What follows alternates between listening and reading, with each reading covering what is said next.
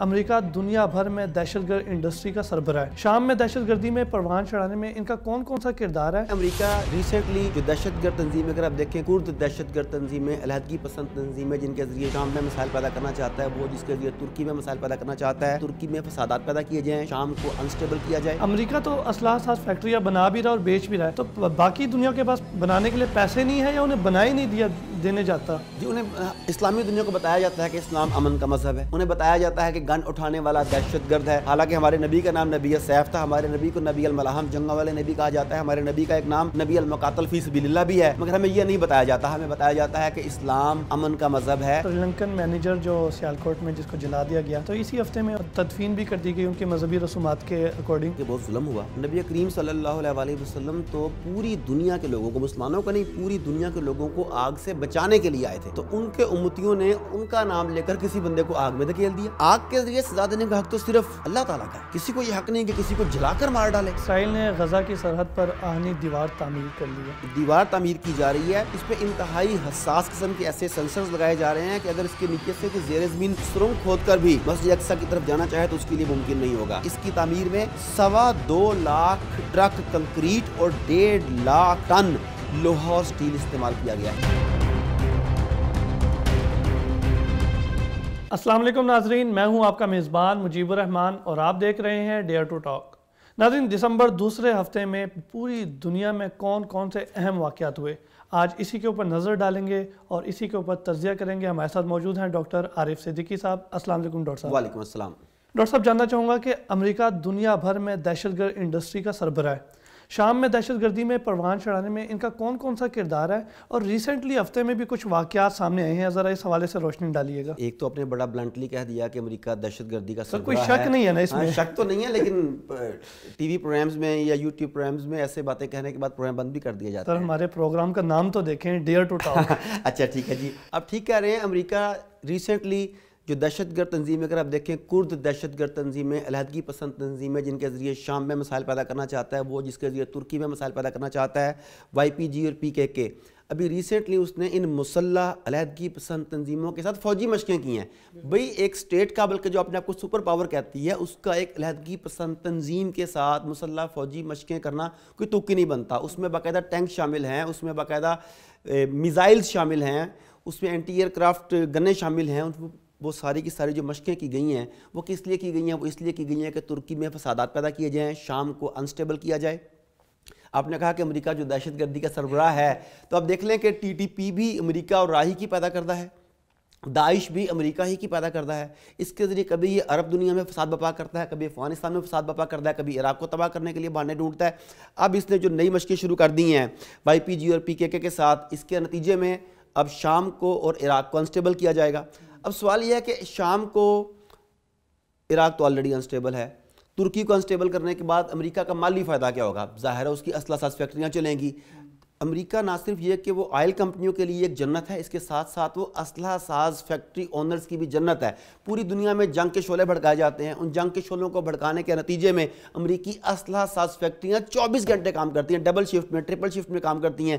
جتنا اسلحہ بنتا ہے ایک اس گروپ کو بیچ دیا جاتا ہے، ایک اس گروپ کو بیچ دیا جاتا ہے۔ میں آپ کی بات کاٹنا چاہوں گا بیچ میں، آپ نے اسلحہ ساز فیکٹریوں کی بات کی، تو میں یہ جاننا چاہ رہا ہوں کہ امریکہ تو اسلحہ ساز فیکٹریاں بنا بھی رہا اور بیچ بھی رہا ہے، تو باقی دنیا کے پاس بنانے کے لیے پیسے نہیں ہے یا انہیں بنا ہی نہیں دینے جاتا؟ جی، انہیں اسلامی دنیا کو بتایا جاتا ہے کہ اسلام امن کا مذہب ہے، انہیں بتایا جاتا ہے کہ گن اٹھانے والا دہشت گرد ہے، حالانکہ ہمارے نبی کا نام نبی سیف تھا، ہمارے نبی کو نبی الملاحم جنگوں والے نبی کہا جاتا ہے، ہمارے نبی کا ایک نام نبی المقاتل فی سبیل اللہ بھی ہے، مگر ہمیں یہ نہیں بتایا جاتا۔ ہمیں بتایا جاتا ہے کہ اسلام امن کا مذہب ہے۔ وہ کہتا ہے کہ تمہارے ایک گال پر تھپڑ مارو تو دوسرا گال بھی آگے کر دو، حالانکہ یہ کرسچینٹی کا عقیدہ تھا۔ ہمیں تو اس طریقے سے دبا دیا گیا، کچھ لوگوں کو بلیک میل کیا جاتا ہے، کچھ کو FATF کے ذریعے دبایا جاتا ہے، کچھ کو IMF کی شرائط میں جکڑا جاتا ہے، کچھ کو ورلڈ بینک کے جال میں جکڑ لیا جاتا ہے۔ تو پوری دنیا کو وہ پابند کر دیتے ہیں، اور یہ چند ممالک جن میں روس بھی شامل ہے، جس میں امریکہ بھی شامل ہے، برطانیہ بھی شامل ہے، فرانس بھی شامل ہے، اسرائیل بھی اس لسٹ میں شامل ہو چکا ہے، یہ لوگ پھر اپنا اسلحہ بنا کر انہیں بیچتے ہیں اور ان کے خون کی بنیاد پر اپنی تجوریاں بھرتے ہیں۔ آپ نے بالکل صحیح کہا کہ دہشت گردی کا سربراہ امریکہ۔ بالکل ٹھیک ڈاکٹر صاحب، آپ نے IMF کی بات کی، تو 2023 قریب آ رہا ہے اور اس ضمن میں عالمی جو ادارے ہیں وہ ترکی کے اوپر پابندیاں لگا رہے ہیں اور مسلم دنیا کے ساتھ اس کے تعلقات کا جائزہ لے رہی ہے، تو آخر اس کے پیچھے کیا ریزن ہے؟ دیکھیں، پابندیاں تو انہوں نے 100 سال پہلے لگا دی تھی، 98 سال پہلے لگا دی تھی، اب تو وہ ختم ہونے جا رہی ہیں. ان پابندیوں کے ختم ہونے کے بعد اب وہ نئی پابندیاں لگانے کا سوچ رہے ہیں. آپ کو یاد ہوگا کہ 1923 میں جب ٹریٹی آف لوزین ہوئی ہے، جب خلافت عثمانیہ کا خاتمہ کیا گیا ہے، تو ترکی کو سیکولر اسٹیٹ بنایا گیا، خلافت عثمانیہ کے حصے بکھرے کیے گئے. لگ بھگ 42 یا شاید اس سے بھی زیادہ ریاستوں میں خلافت عثمانیہ کو بانٹ دیا گیا. امت مسلمہ کو چھوٹے چھوٹے ٹکڑوں میں بانٹ دیا گیا. انہیں کہا کہ تم اپنی 1.5 اینٹ کی مسجد سنبھالو، تمہارا امت کے ساتھ کوئی تعلق نہیں. یہ انہوں نے کیا گیا. اس کے بعد ترکی سے انہیں چونکہ ڈر تھا، ترکی کئی صدیوں کی خلافت تھی، ان کی عظمت تھی، ان کی طاقت تھی، ان کے اندر غیرت تھی، ان کا خون گرم تھا، ان کی ایک ہسٹری تھی، ان کی ایک لیگیسی تھی.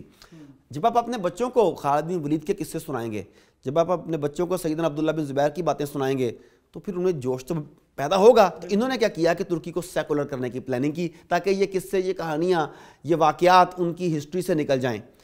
اس کے بعد ترکی پر جو پابندیاں لگیں، ان میں تھا کہ وہ جو آبنائے باسفورس ہے، وہ بین الاقوامی سمندر ہے، اور اس کی اہمیت پوری دنیا کی معیشت میں نہر سویز سے بھی زیادہ ہے اس وقت. انہوں نے اس سمندر کو بین الاقوامی پانیوں کا حصہ قرار دے دیا، اور اب وہاں سے جہاز گزرتے ہیں تو ترکی وہاں سے ٹیکس نہیں لے سکتا. انہوں نے ترکی پر پیٹرول کی ڈرلنگ کی پابندی لگا دی اور کئی پابندیاں لگائیں. یہ پابندیاں 2023 میں اکارڈنگ ٹو دیٹ ایگریمنٹ ختم ہو جائیں گی. اگرچہ ایگریمنٹ کوئی شریف ممالک کا یا شریف افراد کا نہیں تھا کہ آپ نے ایگریمنٹ کیا، ٹائم پورا ہوا تو ہم نے کہا thank you very much, hand shake کیا اور ہم علیحدہ ہو گئے. ایسا نہیں ہے. جیسے جیسے یہ پابندیاں ختم ہونے کا وقت قریب آ رہا ہے، عالم کفر ترکی کو بڑی تیزی سے شیٹر کرنا چاہتا ہے، اس کے حصے بکھرے کرنا چاہتا ہے، اس کے اندر فساد برپا کرنا چاہتا ہے. کچھ عرصہ پہلے ترکی میں فتح اللہ گولن کی سربراہی میں کو بھی ہوا، جسے ملٹری کو کہتے ہیں. اس کے پیچھے بھی ڈیفینیٹلی امریکن CIA تھی. اس کا ثبوت یہ ہے کہ آج فتح اللہ گولن امریکی CIA کی گود میں بیٹھا ہوا ہے. تو پھر ترکی نے ایک اور کام یہ کیا کہ اس نے IMF کے شکنجے سے بھی خود کو نکال کے دکھا دیا. اب عالم اسلام کے جہاں بڑے بڑے مسائل ہوتے ہیں، برما کا مسئلہ ہے، سنکیانگ کا مسئلہ ہے، کشمیر کا مسئلہ ہے، فلسطین کا مسئلہ ہے، آپ دیکھیں وہ کہیں نہ کہیں آواز ضرور اٹھاتا ہے. ڈاکٹر صاحب آواز اٹھاتے ہوئے نظر آتے ہیں، کرتے ہوئے نظر نہیں آتے. نہیں، اس میں دونوں طرح سے دیکھیں. شام میں اگر روس نے فوجیں اتاریں، شام میں اگر ایران کی فوجیں اتریں، بشار الاسد کی فوجوں کے ساتھ روس نے تعاون کیا، تو پھر ترکی نے وہاں فوجیں اتاریں کہ نہیں اتاریں؟ جواب ہے اتاریں. غزہ کی ناکہ بندی کی گئی تو وہ بحری جہاز فریڈم فوٹیلا جس کا نام تھا، جو پورا امدادی سامان لے کے وہاں پر پہنچا، تمام تر پابندیوں کو توڑتا ہوا. وہ جہاز کس کا تھا؟ ترکی کا تھا. کس نے بھیجا تھا؟ طیب اردگان کی سربراہی میں بھیجا گیا تھا. پاکستانی ایک صحافی غالباً شاید طلعت اس کا نام تھا شاید، وہ بھی اس جہاز میں شامل تھا. تو جہاں پر اس سے جو ممکن ہوتا ہے وہ کرتا ہے. دیکھیں ہر چیز کے طریقے ہیں. کہیں پر زبان سے آپ شٹ اپ کال دیتے ہیں، کہیں پر آپ ان کا بائی کاٹ کرتے ہیں، کہیں پر آپ باقاعدہ ان کے لیے اسلحہ سامنے لے کر آ جاتے ہیں، کہیں پر جان دیتے ہیں، کہیں پر جان لیتے ہیں. تو اگر آپ شام میں دیکھیں تو انہوں نے فوجیں اتاری، جانیں دیں بھی اور جانیں لی بھی. اگر آپ آذربائیجان اور آرمینیا کا معاملہ دیکھ لیں تو پاکستانیوں نے اور ترکوں نے جس طریقے سے آذربائیجان کا ساتھ دیا، اس لیبی ریاست آرمینیا کے دانت کھٹے کیے، وہ بھی آپ کے سامنے ہیں. لیکن اب ہر معاملے میں ہر جگہ پہ فوجیں نہیں بھیجی جا سکتی. مثال کے طور پہ آپ فلسطین جانا چاہتے ہیں، آپ کا بارڈر ہی نہیں ملتا. آپ کو فلسطین تک پہنچنے کے لیے کوئی ایسے وائے اختیار کرنے پڑیں گے جو شاید آپ کے لیے ممکن نہ ہوں. تو اس وقت اس کے لیے جہاں جہاں جو اسٹریٹجی ممکن ہے وہ اسے اڈاپٹ کر رہا ہے. کہیں پر آواز اٹھا رہا ہے. آپ کو یاد ہوگا ورلڈ اکنامک فورم پر اس نے اسرائیلی وزیر کا بائیکاٹ کر دیا تھا. ایک دو جگہوں پر اس نے میکرون کے ساتھ ہاتھ ملانے سے بھی انکار کر دیا تھا. اور کسی بھی تو اتنی جرت بھی نہیں ہے. ہم تو میوزک کنسرٹ کرائیں گے، ہم میڈلز پہنائیں گے، ہم پھولوں کے ہار پہنائیں گے، ہم مندروں میں جا کے ان کی عبادت کریں گے. ہم نے تو یہ اڈاپٹ کیا ہوا ہے. ہم نے یہاں پہ کرتارپور کو سجا کے رکھ دیا، پتہ نہیں مندروں کے لیے کتنے پیسے دیے اور مسجدوں کو اجاڑ دیا. آپ کے وزیروں تک کو سکھوں کی عبادت گاہ میں فوٹو شوٹ کی تکلیف ہوتی ہے اور مسلمان عبادت گاہ کو اپریشیٹ کرتے ہیں کہ مذہبی رواداری اور مذہبی ہم آہنگی ہے. خیر یہ ہم بات تھوڑا آگے چلے گئے. پوائنٹ بہت اچھے ہمارے ہیں ویسے. اچھا تو میں بتا رہا تھا کہ اب یہ صورتحال ہے کہ ترکی عالمی سیاست میں نہ صرف ہے کہ عالم اسلام میں اپنی جگہ بنا رہا ہے، عالمی سیاست میں جگہ بنا رہا ہے. یہی وجہ ہے کہ بہت عرصے کے بعد اب متحدہ عرب امارات کے بھی ترکی کے ساتھ مذاکرات ہوئے ہیں. ان کے درمیان بہت بڑی کاروباری ڈیلیں بھی ہوئی ہیں. قطر کے ساتھ تعلقات بہتر پوزیشن پر جا رہے ہیں اور سعودی عرب نے بھی ترکی کے ساتھ اپنے رویے کو نرم کرنے کا اشارہ دیا ہے. یہ ساری کی ساری چیزیں بتاتی ہیں کہ 2023 بہت زیادہ بڑی تبدیلیوں کی خبر لے کے آ سکتا ہے. لیکن وہ لوگ جو سمجھتے ہیں کہ یہ تبدیلیاں ایسی ہوں گی کہ 2023 آئے گا اور طیب اردگان اعلان کرے گا کہ عزیز مسلمانوں ہم نے خلافت کا اعلان کر دیا ہے، میں خلیفۃ المسلمین ہوں اور تم سب میری رعایا ہو، تو ایسا نہ ہونے والا ہے، نہ ایسا ممکن ہے. خلافت تب قائم ہوگی جب خون بہایا جائے۔ ڈاکٹر صاحب بات کر لیتے ہیں انڈیا کے بارے میں۔ سرجیکل سٹرائکس کی کہانیوں کے مشہور ڈائریکٹر جنرل بپن ایک ہیلی کاپٹر حادثے میں اپنے انجام کو پہنچے، تو ہمارے پاکستان میں بھی ایک سٹوری مشہور ہے مینگو باکس کے نام سے، تو کیا سمجھتے ہیں، کیا یہ سٹوری سیم ہے یا کچھ چینجنگ ہے؟ اس بارے میں کیا آپ کی رائے ہے؟ پہلی بات تو یہ ہے کہ وہ جو انڈین فوج کا سربراہ بپن جس کی بات کر رہے ہیں وہ اپنے سرجیکل سٹرائک کے ڈراموں کی وجہ سے مشہور تھا۔ بپن راوت تو مر گیا اور اس نے کشمیریوں پر ظلم و ستم کے جو نئے نئے طریقے ایجاد کیے، جس طریقے سے وہاں پر اس نے اپنی فوجیں اتاری، جس طریقے سے بچوں اور عورتوں کے ساتھ سلوک کیا، وہ تاریخ میں یقیناً اسے سیاہ لفظوں میں ہی اور سیاہ کارناموں کے ساتھ یاد رکھا جائے گا۔ اس کی بجائے اگر وہ کوئی اچھے کام کرتا، اس کے ملک کو بھی فائدہ ہوتا۔ جو بیج اس نے کشمیر میں بوئے ہیں، جو بیج اس نے گجرات میں بوئے ہیں، جو بیج اس نے مودی کے ساتھ مل کے فاشسٹ ہندو تباہ کو اپلائی کرنے کے لیے کام کیے ہیں، وہ سارے کے سارے انڈیا کو توڑنے کا موجب بنے گے۔ تو ایک لحاظ سے تو ہم پاکستانیوں کو بپن کا شکر گزار بھی ہونا چاہیے کہ وہ ہندوستان کی ایک اور تقسیم کا بیج بو گئے۔ That is number 1 point. Number 2، آپ نے کہا کہ پاکستان میں بھی ایک مینگو باکس تھا اور وہاں پہ بھی کوئی ایسا معاملہ ہوا، اس میں مماثلت کیا؟ میرا خیال قطعاً کوئی مماثلت نہیں ہے۔ پاکستان میں یہ بات کلیئر کٹ ہے کہ وہ جو مینگو باکس رکھوایا گیا تھا وہ کن طاقتوں کے کہنے پر رکھوایا گیا تھا، وہ بین الاقوامی سپر پاور کون سی تھی، اس کے اپنے بندے اس نے کس طرح قربانی کے بکرے بنائے اور اس کی وجوہات کیا تھیں، وہ بین الاقوامی طاقتوں کا مزید اعلی کار نہ بننے کا اعلان کرنے کا نتیجہ تھا۔ جبکہ یہاں پر تو یہ ان کی اندرونی بغاوت کی کہانی ہے۔ آپ دیکھیں کہ ان کا انڈین فضائیہ کے ایئر چیف کے ساتھ بھی اس کی منہ ماری ہو چکی ہے۔ یہ دوسروں کو اپنے سامنے کچھ سمجھتا ہی نہیں تھا، اس کے لیے اسپیشل ایسے عہدے تخلیق کیے گئے کیونکہ یہ مودی کی اندھی حمایت کرتا تھا، اسے ایسے اختیارات دیے گئے، ایسے عہدے اس کے لیے تخلیق کیے گئے کہ یہ طاقت میں آ کر ہندو فاشسٹ فلسفے کو پروموٹ کرے۔ اس میں ظاہر ہے کہ اسے انڈین آرمی کی جانب سے بھی مزاحمت تھا، آرمی کے دوسرے شعبے بھی ہیں، نیوی بھی ہے، ایئر فورس بھی ہے۔ جب آپ ہر ایک کو حقارت کی نظر سے دیکھیں گے، ہر جگہ پہ اپنی منمانی کریں گے تو آپ کے اندر بغاوت ہوگی۔ تو میں سمجھتا ہوں کہ اس میں انڈین آرمی کے ہی کسی ناراض ونگ کا، انڈین فضائیہ کا میں بھی نیوی کا، ان کا یہ انسائڈ جاب ہے، اور یہ بھی اس بات کی طرف اشارہ کرتی ہے، انڈیکیشن دیتی ہے کہ انڈین آرمی ٹوٹ پھوٹ کا شکار ہے۔ ہم ان کے اندر بھی خانہ جنگی بہت جلد سنیں گے۔ دوسری بات آپ یہ بھی ذہن میں رکھیے گا کہ جو بپن ہے اس کے اوپر کرپشن کے بہت بڑے بڑے الزامات تھے۔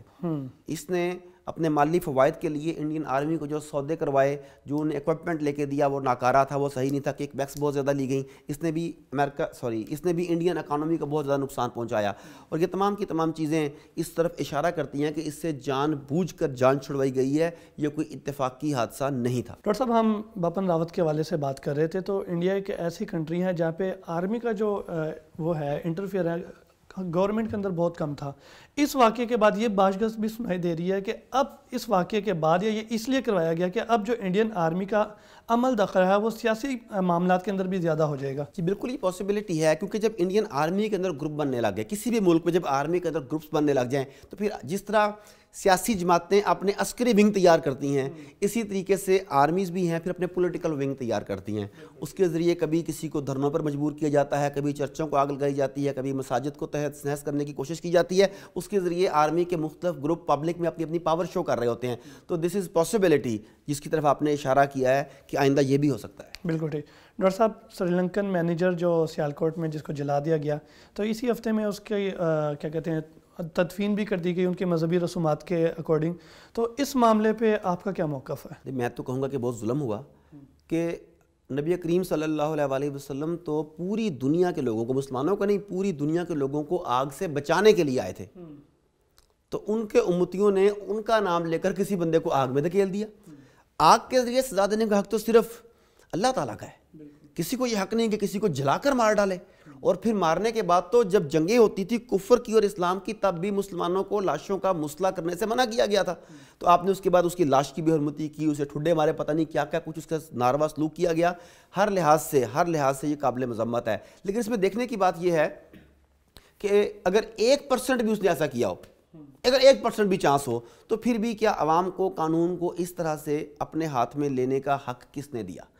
اس میں بھی دیکھیں کہ کہیں ایسا تو نہیں کہ عوام کا اداروں کے اوپر عدم اعتماد بہت بڑھ چکا ہے، کہیں ایسا تو نہیں کہ عوام عدالتوں کے اوپر اعتماد کرنے کو تیار نہیں، کہیں ایسا تو نہیں کہ عوام اس نتیجے پر پہنچ چکے ہیں کہ ہمیں عدالت سے، ہمیں پولیس اسٹیشن سے کسی قسم کا ریلیف نہیں ملنے والا، ہمیں انصاف نہیں ملنے والا، ہمیں جو کرنا ہے وہ خود ہی کرنا ہے۔ اس بات پہ بھی آپ کو نظر رکھنی پڑے گی۔ پھر ایک اور چیز دیکھیے کہ اگر توہین رسالت کے مجرموں کو پہلے سزا دی جا چکی ہوتی یا توہین رسالت کا جھوٹا الزام لگانے والوں کو سزا دی جا چکی ہوتی تو یہ دونوں نوبتیں پھر بھی نہ آتیں۔ اگر توہین رسالت کے 2-4 ملزموں کو لٹکا دیا ہوتا تو کوئی آدمی اس کی جرت نہ کرتا. اور جس طریقے سے اس واقعے میں انہوں نے توہین رسالت کے قانون کو ایکسپلائٹ کیا ہے, مذہبی عقیدت کو ایکسپلائٹ کیا ہے, اگر جھوٹا الزام لگانے والے 2-4 کو بھی کافر کردار تک پہنچایا ہوتا تو آج یہ نوبت بھی نہ آتی. تو یہ اداروں کی ناکامی ہے, معاشرے کی عدم برداشت, عدم رواداری ہے, اور اس کے نتیجے میں کیا ہوگا, پوری دنیا اسلاموفوبیا کے جس مرض میں مبتلا ہے وہ سمجھے گی کہ یہ مرض نہیں ہے, یہ جینون بات ہے, ہمیں واقعی اسلام کو کچل دینا چاہیے, یہ ایک امن پسند مذہب نہیں ہے, یہ اپنے غیر مذہب والوں کے ساتھ برا سلوک کرتا ہے. آپ کے اوپر پہلے سے ہی FATF کی تلوار لٹک رہی ہے, IMF آپ کے گرد اپنا شکنجہ ٹائٹ کر رہا ہے, اور آپ ان چکروں میں اپنے لیے مزید مشکلات پیدا کر رہے ہیں, بجائے اس کے کہ آپ یہ بتائیں کہ ہم IMF کو کیسے جواب دیں گے, ہم ورلڈ بینک کو کیسے جواب دیں گے, ہم انڈیا کا منہ کیسے بند کریں گے. اچھا, سری لنکا بھی ہمارے ساتھ ہے, ہمیں سری لنکا کے ساتھ اچھے تعلقات بنا کے سری لنکا سے تامل ٹائگرز کو انڈیا میں بھیجنا چاہیے تھا, الٹا ہم نے تامل ٹائگرز کے لیے, سری لنکنز کے لیے یہ گنجائش پیدا کر دی کہ وہ یہاں پر آنے لگ جائیں. تو میں سمجھتا ہوں کہ یہ بہت برا ہوا ہے, اور اس میں آپ بین الاقوامی ہاتھ کو بھی نظر انداز نہ کریں. یہ پاسبلٹی ہے کہ کچھ لوگوں کو انسٹیگیٹ کیا گیا ہو, ان کے جذبات کو جان بوجھ کے برانگیختہ کیا گیا ہو تاکہ وہ ایسا قدم اٹھائیں اور اس کے بعد عالمی برادری پاکستان کے خلاف کوئی سخت اور کڑا فیصلہ کر سکے. دیکھیں, ٹورزم آگے آپ کے نہیں ہے, سپورٹس مین آپ کے پاس آنے کو ویسے تیار نہیں ہے, آپ باہر جاتے ہیں تو آپ کی پتلونیں اتروا دی جاتی ہیں, ہر لحاظ سے آپ نے اپنے آپ کو ڈی گریڈ کر لیا ہے. جہاں کہیں موقع آتا ہے سٹینڈ لینے کا وہاں آپ لیٹ جاتے ہیں. تو میں سمجھتا ہوں کہ یہ برا ہوا ہے, اور پورے کے پورے ہم پاکستانی بطور امت, بطور قوم, ہمیں اس پر شرمندہ ہونا چاہیے. بالکل ٹھیک. ڈاکٹر صاحب, خبر ہے کہ اسرائیل نے غزہ کی سرحد پر آہنی دیوار تعمیر کر لی ہے, اس پر کیا کہیں گے؟ جی مجیب آپ بالکل ٹھیک کہہ رہے ہیں, اور جو دیوار تعمیر کی جا رہی ہے اس پہ انتہائی حساس قسم کے ایسے سینسرز لگائے جا رہے ہیں کہ اگر اس کے نیچے سے زیر زمین سرنگ کھود کر بھی مسجد اقصیٰ کی طرف جانا چاہے تو اس کے لیے ممکن نہیں ہوگا. یہ اتنی مضبوط دیوار بنائی جا رہی ہے کہ میرے پاس کوئی ڈیٹا ہے, تھوڑا سا میں بتاتا چلوں آپ کو, کہ وہ کہتے ہیں کہ اس کی تعمیر میں 2.25 لاکھ ٹرک کنکریٹ اور 1.5 لاکھ ٹن لوہا اور سٹیل استعمال کیا گیا ہے. تو ڈاکٹر صاحب یہ تو پھر لوہے کی دیوار ہو گئی, لوہے کی اور سٹیل کی دیوار ہو گئی. وہ جو کہتے ہیں نا کہ اللہ تعالیٰ ان لوگوں کو پسند کرتا ہے جو ایسے لڑتا ہے جیسے سیسا پلائی ہوئی دیوار ہو, تو انہوں نے اللہ کے راہ میں لڑنے والوں کے خلاف سیسا پلائی ہوئی ایکچول دیوار تعمیر کر دی ہے. اور اسرائیلی وزیر دفاع کا کہنا ہے کہ اس سے اسرائیلی شہریوں میں تحفظ کا احساس پیدا ہوگا. اب تحفظ کا احساس کیا ہوگا, ہم جتنے مرضی ظلم و ستم کر لیں, ہم جتنے مرضی مکانات پر قبضہ کر لیں, وہ اس دیوار کو عبور کر کے نہیں آ سکیں گے. وہاں پہ سینسرز لگے ہوئے ہیں, آٹومیٹک رائفلز لگی ہوئی ہیں, ان کے لیے یہاں پر آنا بالکل مشکل ہو جائے گا. در حقیقت اگر آپ بالکل زیادہ شفاف اور صاف لفظوں میں کہنا چاہیں تو اسرائیل فلسطینیوں سے سانس لینے کا حق بھی چھیننا چاہتا ہے. اس کے بس میں نہیں ہے کہ جس علاقے میں فلسطینی رہتے ہیں وہاں کی فضا کو زہر آلود کر دے. وہ کر سکتا ہے اور وہ کرنا چاہتا ہے, مگر اس لیے نہیں کر رہا کہ پھر اس فضا کے اثرات اسرائیلی علاقوں تک بھی پہنچیں گے تو اس کے اپنے یہودی بھی اس سے متاثر ہو سکیں گے. اور اس میں المیہ یہ ہے کہ پورے کا پورا عالم اسلام چپ بیٹھا ہے. پورے کے پوری عالمی برادری, پورے کے پورے عالمی ادارے جو بات کرتے ہیں انسانی حقوق کی, ہیومن رائٹس کی, وہ سارے کے سارے بالکل دم سادے بیٹھے ہیں کہ کیا ہو رہا ہے. آپ یہاں انڈیا کے بارڈر پر, افغانستان کے بارڈر پر چند فٹ کی خاردار باڑ لگانے کی جب بات کرتے ہیں تو پورے کے پورے تہلکے مچ جاتے ہیں اخباروں میں, ٹاک شوز میں, یہ تار کیوں لگائی جا رہی ہے, باڑ کیوں لگائی جا رہی ہے, دیوار کیوں کھڑی کی جا رہی ہے. اور وہاں پر ان معصوم اور نہتے لوگوں کے خلاف اس طرح کے اقدامات کیے جا رہے ہیں, ان سے جینے کا حق چھینا جا رہا ہے. نہ صرف عالمی برادری, مسلم امہ بھی خاموش, اور جو آپ کے مسلمان حکمران ہیں انہیں میوزک کنسرٹ سے ہی فرصت نہیں مل رہی. ڈاکٹر صاحب, اس پروگرام میں 2 دفعہ آپ ایک ہی پوائنٹ مار چکے ہیں. بہرحال میں کہنا ہی چاہتا ہوں کہ جہاں پہ انہوں نے غزہ میں دیوار قائم کی, وہیں پہ دوسری جانب انہوں نے مسجد ابراہیمی کی تعمیر بھی روک دیا. جی جی, تو یہ کیسا چکر ہے کہ اسرائیلیوں کو تو تحفظ دینا وہ تعمیر نہیں ہے, وہ تعمیر نو ہے. یعنی مسجد آلریڈی موجود ہے. ایک تو یہ ہے کہ آپ ایک نئی مسجد بنانا چاہ رہے ہیں, مسجد موجود ہے, اس کی مرمت ہونی باقی ہے, اس کی بحالی کرنی ہے. انہوں نے اس کی تعمیر نو, اس کی بحالی پر مکمل پابندی عائد کر دی. اور مسجد ابراہیمی کے جو ڈائریکٹر ہیں الشیخ حفظی ابو سنینہ, انہوں نے کہا ہے کہ یہ ہمیں ہماری عبادت گاہ تک پہنچنے سے بھی روکتے ہیں. لیکن ان کی آواز بھی, وہ کہتے ہیں نکار خانے میں طوطی کی آواز کون سنتا ہے, وہ بول رہے ہیں اور ہم یہاں پر بیٹھ کے باتیں کر رہے ہیں. بلکہ ہم تو باتیں کر رہے ہیں, آپ کی باقی امت تو بات کرنے کو بھی تیار نہیں. ان کے مسائل ہی کچھ اور ہیں, ان کی پرائرٹیز کچھ اور ہیں. بالکل ایسا. ڈاکٹر صاحب, ویسے گزشتہ 2-3 ماہ سے میں بھی دیکھ رہا ہوں کہ ہمارے جو نیوز پیپر ہے کم از کم ایک پٹی اس میں ضرور آتی تھی, لیکن اب نہ کشمیر کے حوالے سے کوئی ایسی خبر لگتی ہے اور نہ ہی فلسطین کے حوالے سے کوئی ایسی خبر لگتی ہے. کشمیر کے حوالے سے کوئی نیوز چینل بات نہیں کرتا, کوئی اخبار بات نہیں کرتا. شام کے حوالے سے کوئی نیوز چینل بات نہیں کرتا, کوئی ٹی وی اسٹیشن بات نہیں کرتا. فلسطین کے حوالے سے میں نے بہت عرصے کے بعد ایک چینل غالباً میڈیا 90 کیا ہے 92 نیوز, اس پہ میں نے ایک پروگرام دیکھا ہے جس میں انہوں نے فلسطین کی بات کی, وہ بھی سال ہا سال کے بعد. nobody bothers. سب کے سب سمجھتے ہیں کہ یہ طاقتور کے آگے ہم لڑ نہیں سکتے, لہٰذا ہم سرنڈر کر دیتے ہیں. وہ سرنڈر کرنے میں اپنی جان بچنا سمجھتے ہیں, حالانکہ جب آپ کسی جگہ کے سر جھکاتے ہیں تو آپ کو اور جھکاتا ہے. آپ گردن جھکاتے چلے جائیں گے, وہ تلوار نکالتا چلا جائے گا, پھر آپ کی گردن اس حد تک جھک جائے گی کہ اسے آپ کے لیے اسے کاٹنا آسان ہو جائے گا. ڈاکٹر صاحب دوسری طرف خبر یہ ہے کہ جرمن خبر رساں جو ادارہ ہے DW, اس نے بھی صہیونیت نوازی کی انتہا کر دی, یعنی کہ فلسطین کی حمایت میں 5 عرب صحافی جو تھے جو ان کے ملازمین تھے ان کو برف کر دیا. وہ 5 صحافی جو نسلاً عرب تھے مگر ان کے ساتھ کام کرتے تھے, ان کے اخبار کے امپلائی تھے, اور وہ آزاد تجزیہ نگار تھے, یعنی کہ وہ کہ مسلم تعصب میں بات نہیں کرتے تھے. انہوں نے کچھ جگہوں پر, یہ بھی اب نہیں, پہلے کئی سال پہلے, کئی مہینے پہلے کچھ آرٹیکلز میں, کچھ نیوزز میں انہوں نے ایسی باتیں کی جس میں اسرائیلی آباد کاری کے منصوبے کو ذکر پہنچتی تھی یا فلسطینیوں کی حمایت اس سے ثابت ہوتی تھی. تو انہوں نے نہ صرف یہ کہ انہیں برخاست کر دیا بلکہ ان کے لیے فردر ملازمتوں کے دروازے بھی بند کر دیے. اب یہ دیکھیں, یہ ہے فریڈم آف ایکسپریشن, یہ ہے آزادی اظہار رائے. وہ لوگ اس حد تک میڈیا کو کنٹرول کرتے ہیں کہ اگر آپ نے سال پہلے بھی ان کے خلاف کوئی بات کی ہے, ایون ہمارے اپنے چینلز کے اوپر ایسا ہوتا ہے کہ بعض اوقات میں نے سال پہلے, 1.5 سال پہلے میں نے کوئی ویڈیو جو کہ پوسٹ ایسی شیئر کی ہوتی ہے جس میں امیر طالبان کی شکل دکھائی گئی تھی, جس میں امیر المجاہدین اسامہ کا ذکر کیا گیا یا اس کی شکل دکھائی گئی, یا کشمیر کے برہان کا ذکر کیا گیا, تو انہوں نے وہ سال کے بعد اس ویڈیو کو بھی اڑا دیا اور ہمیں اس کے لیے وارننگ بھی بھیج دی. تو ان صحافیوں کو بھی صرف اور صرف سچ بولنے کی پاداش میں جوکری سے نکال دیا گیا. اب دیکھ لیں کہ میں کئی پروگرامز میں کہہ چکا ہوں کہ بین الاقوامی ذرائع ابلاغ کے ادارے 95% جو ہیں وہ زائنس کی ملکیت ہیں, ڈائریکٹلی یا انڈائریکٹلی, خواہ وہ نیوز پیپر ہوں, خواہ وہ میگزینز ہوں, خواہ وہ نیوز ایجنسیز ہوں جن سے پاکستان نہیں ہے باقی تمام دنیا خبریں لیتی ہے, خواہ وہ ٹی وی چینلز ہوں, خواہ وہ کارٹون چینلز ہوں, خواہ وہ فلموں کے چینل ہوں, وہ سب کے سب ان کے کنٹرول میں ہیں. وہ اس کے ذریعے دنیا کی مائنڈ میکنگ کرتے ہیں اور دنیا بالکل دم سادے بالکل چپ کر کے بیٹھی رہتی ہے, اور ان کی ہر بات کو جو ان کی طرف سے پیش کی جائے اسے منو ان ایسے قبول کر لیتے ہیں جیسے نعوذ باللہ وہ حدیث ہے. بالکل ٹھیک. ڈاکٹر صاحب بات کر لیتے ہیں عرب امارات کے حوالے سے کہ جہاں پہ ہم دیکھتے ہیں کہ ان کی دوستی اب اسرائیل سے دن بدن بڑھتی جا رہی ہے, جس طرح ان کی انڈینز کے ساتھ دوستی ہے. تو اب انڈین نیوز پیپر اور امارات کے جو ٹی وی چینلز ہیں اس پہ خبر چل رہی ہے کہ جو وہاں کی شہزادی ہے اس نے انڈین چینل جو ہے فیصل جی اس زی نیوز کا جو اینکر ہے صدیر چودھری اس کو دہشت گرد قرار دے دیا. تو یہ خبر کتنی اچھا, یہ جو جی بالکل ایسے ہی شہزادی جو ہے نا, یہ ہند بنت فیصل, یہ پہلے بھی اپنے بولڈ سٹانس کی وجہ سے اور مسلمانوں کے خلاف ہونے والے مظالم پر بولنے میں مشہور ہے. اس نے پہلے بھی کئی جگہوں پر ایسی باتیں کی ہیں. یہ بولڈ خاتون ہے, یہ اس کے مفادات وہ کرسی اقتدار تک نہیں محدود جس طرح باقی حکمرانوں کے ہیں. اس کے پہلے بھی ایسے بیانات آئے ہوئے ہیں. اور ریسنٹلی یہی ہوا کہ جب UAE نے صدیر چودھری کو بلایا تو اس نے اسے بلکہ یہ کہا کہ گائے کا گوبر کھانے والے, اس کے لیے اسے اس طرح کے لفظ یوز کیے اور اس کی شدید الفاظ میں مذمت کی کہ UAE جو ایک امن پسند ملک ہے, جو اتحاد بین المذاہب پر یقین رکھتا ہے, یہاں پر مختلف ممالک کے لوگ موجود ہیں, جہاں پہ مختلف مذاہب کے لوگ موجود ہیں, مختلف مسالک کے لوگ موجود ہیں, ایسے ملک میں ایسے شدت پسند, ایسے دہشت گرد کو بلانا اس ملک کی توہین ہے, اس ملک کے عوام کی توہین ہے. اور اس سے ایک زبردست میسج انڈین میڈیا کو جاتا ہے, انڈین عوام کو جاتا ہے. انڈین عوام وہ عوام نہیں جو پسے ہوئے ہیں, وہ انڈین عوام جو ہندو توا فلسفے پر یقین رکھتے ہیں اور وہ سمجھتے ہیں کہ انہوں نے اپنی ہندو فلسفی کے ذریعے مسلم دنیا کو کنکر کر لیا ہے. جو آج کہتے ہیں کہ UAE میں جب مندر بنتا ہے تو یہ ہماری فتح ہے, وہ یہ کلیم کرتے ہیں نا ان چیزوں کو. تو شہزادی کے اس بیان نے ان کے ان دعووں کی کلیبی کھول دی ہے.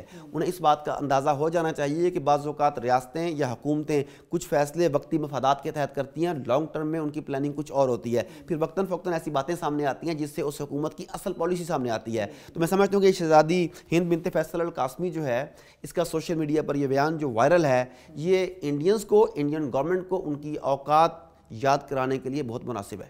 اچھا ڈاکٹر صاحب, عام طور پر یہ سننے میں بھی آتا ہے اور یہ سمجھا بھی جاتا ہے کہ وہاں پہ جو اپنی حکومت کے خلاف یا ان کے دوستوں کے خلاف کچھ بولتا ہے تو وہ اٹھوا دیا جاتا ہے, لیکن اس واقعے کے بعد سے یہ محسوس ہو رہا ہے کہ نہیں, پس پردہ ان کے مقاصد کچھ اور ہیں. یہی تو میں نے کہا کہ کچھ فیصلے حکومتیں وقتی طور پر عارضی طور پر کرتی ہیں. ایک جگہ پر آپ کو کہا جاتا ہے کہ ہمارے آپ سے تعلقات نہیں ہیں, دوسری طرف بیک چینل سے آپ سے رابطے قائم کیے جاتے ہیں. ایک جگہ پر آپ کو دہشت گرد کہا جاتا ہے, دوسری جگہ پر آپ کو سینے سے لگایا جاتا ہے.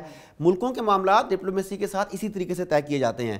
تو جو انڈینز نیوز اینکرز, دانشور جو اپنے آپ کو کہتے ہیں, وہ حکومتی اعمال جو یہ سمجھتے تھے کہ ہم نے عرب دنیا بھی فتح کر لی ہے, یہ ان کے لیے آنکھیں کھولنے کے لیے کافی ہے کہ شہزادی نے نہ صرف بیان دیا ہے بلکہ شہزادی اپنے بیان پر قائم ہے اور حکومت نے اسے کچھ نہیں کہا. بہت شکریہ ڈاکٹر صاحب, آپ نے اپنا قیمتی وقت دیا. جی تو ناظرین, یہ تھی اس ہفتے دنیا بھر میں ہونے والی اہم خبریں جن کے اوپر ہم نے تجزیہ کیا. امید ہے آپ کو پسند آئی ہوں گی. اگر اس حوالے سے آپ کی کوئی رائے ہے تو ہمیں کمنٹ میں ضرور بتائیے گا. اسی کے ساتھ اپنے میزبان مجیب الرحمان اور ڈیئر ٹو ٹاک کی پوری ٹیم کو اجازت دیجیے. اللہ نگہبان.